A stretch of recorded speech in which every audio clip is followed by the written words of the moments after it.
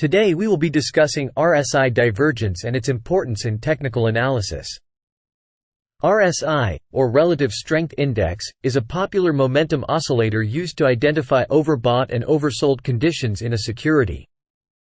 You can check the link for our RSI video in the top right corner.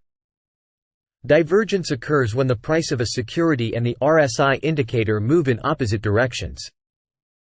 Bearish divergence happens when the price makes higher highs while the RSI makes lower highs. Bullish divergence occurs when the price makes lower lows while the RSI makes higher lows.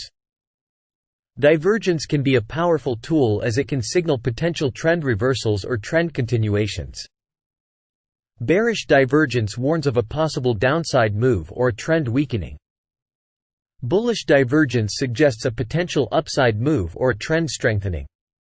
Traders often use divergences to confirm buy or sell signals generated by other technical indicators or price patterns. One common strategy is to wait for a divergent signal and then enter a trade in the opposite direction of the RSI indicator.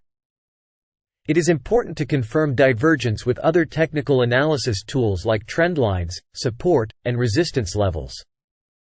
Divergence can occur on various timeframes, from short-term intraday charts to long-term weekly or even monthly charts. RSI divergence is more reliable when it occurs at extreme levels, such as above 70 for overbought signals and below 30 for oversold signals.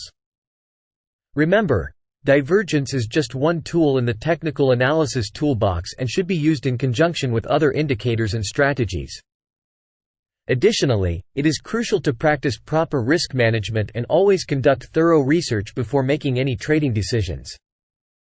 So that's all for today's video. Thank you for watching, and don't forget to subscribe to our channel for future content.